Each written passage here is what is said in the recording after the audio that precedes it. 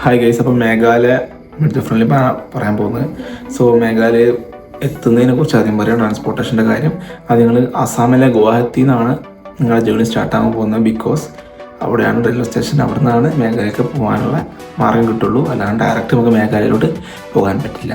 Okay, അപ്പോൾ നിങ്ങൾ ഗുവാഹത്തി എത്തുന്ന എങ്ങനെയാണ് പറയുന്നത്? കേരളത്തിൽ നിന്ന് ഡയറക്റ്റ് അസാമിലെ ഗുവാഹത്തിയിലോട്ട് റെയിൽവേ സ്റ്റേഷനുണ്ട്.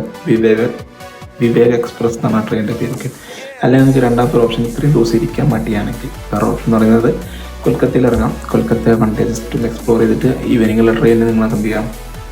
ഈവനിങ് ജൽപൈഗുരി പോകാം. ജൽപൈഗുരിയിൽ നിന്ന് ട്രെയിൻ അവൈലബിൾ ആണ് ഗുവാഹത്തിയിലോട്ട്. സോ ഗുവാഹത്തി പോവാം.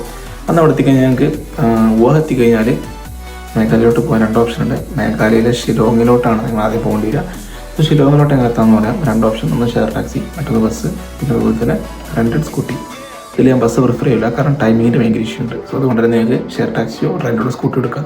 അതിലേതാ ബെറ്റർ എന്നോട് ചോദിച്ചാൽ ഞാൻ പറയും റെൻറ്റഡ് സ്കൂട്ടി. ബിക്കോസ് നിങ്ങളുടെ പ്രൈവറ്റ് സ്പേസും നിങ്ങളുടെ ടൈമിങ്ങും നിങ്ങളെല്ലാം നിങ്ങൾക്ക് മാനേജ് ചെയ്യാൻ പറ്റും റെൻറ്റഡ് സ്കൂട്ടി ആണെങ്കിൽ. ഇത് പക്ഷേ പെർ ഡേ 500 റുപ്പീസൊക്കെ വെച്ച് വരും. So it better rented scooty കിട്ടുന്ന പ്ലേസ് എവിടെയെങ്കിലും ചോദിച്ചിട്ടുണ്ടെങ്കിലും ഞാൻ അടുത്തത് പ്രിഫർ ചെയ്യുകയാണെങ്കിൽ അതിൻ്റെ ഡീറ്റെയിൽസ് ഞാൻ താഴെ തരാം.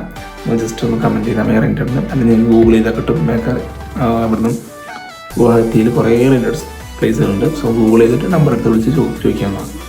അപ്പം അങ്ങനെയൊക്കെ ചെയ്യാൻ പറ്റും. അപ്പോൾ ഷിലോങ്ങിലെത്തിയിട്ടാണ് ബാക്കി കളി. ഓക്കെ, മേഘാലയൻ്റെ മെയിൻ പ്രത്യേകിച്ച് ഉള്ള ടൂറിസ്റ്റ് സ്പോട്ടുകളൊക്കെ ഭയങ്കര കിലോമീറ്ററാകും. ഇപ്പോൾ നിങ്ങളിപ്പോൾ വുഡ് ബ്രിഡ്ജ് കാണാൻ പോയി മേഘാലയ പോയാൽ മിസ്സാക്കാൻ പറ്റാത്ത രണ്ട് ട്രക്കിംഗ് ഉള്ളത് ഓർത്ത് വെച്ചോ. ഒന്ന് ബാംബു ട്രക്കിങ് മൗരിങ്ങാങ്ങിലെ, മറ്റൊന്ന് റൂട്ട് ബ്രിഡ്ജിൽ ട്രക്കിംഗ് ആണ്. പിന്നെ ഇത് രണ്ടും മിസ് ചെയ്യരുത്. പക്ഷെ ഇത് രണ്ടും അടുപ്പിച്ച് ചെയ്തിട്ടുണ്ടെങ്കിൽ കാലൊക്കെ ഒരു പാട്ടാകും, കാരണം അമ്മായി ഒക്കെ തീരാം. അപ്പോൾ ഇത് രണ്ടും ചെയ്യാൻ ശ്രദ്ധിക്കുക. ഇത് രണ്ടും കുഴപ്പമില്ലാത്തൊരു ഡിസ്റ്റൻസിൽ ഫീൽ ചെയ്യാം. പക്ഷേ പല പ്ലേസും കേസ് നോക്കുകയാണെങ്കിൽ കുറച്ച് ഡിസ്റ്റൻസ് ബേസ്ഡാണ്. അപ്പോൾ നിങ്ങൾ എന്താ പറയുക, ഇപ്പോൾ സ്കൂട്ടി എടുത്തിട്ടാണ് പോകുന്നതെങ്കിൽ ഒരു 6 പേരുണ്ടെങ്കിൽ 2 വെച്ച് സ്കൂട്ടി എടുക്കുമ്പോൾ അതിൻ്റെ റെൻറ്റ് വരുന്ന സമയത്ത് സ്പ്ലിറ്റ് ആവുമല്ലോ. അപ്പോൾ എമൗണ്ട് കുറവായിരിക്കും. സോ അങ്ങനെ നോക്കി നോക്കാം. ഞങ്ങൾ കുറേ സമയത്ത് ഞങ്ങൾക്ക് പെർ ഡേ 500 വരുന്നെങ്കിൽ 250 പോയിട്ടുള്ളൂ. കാരണം ഞങ്ങൾ 2 പേര് ആയതുകൊണ്ടൊരു സ്കൂട്ടി എടുത്തു. നിങ്ങൾക്കും അതുപോലെ ചെയ്യാവുന്നതാണ്.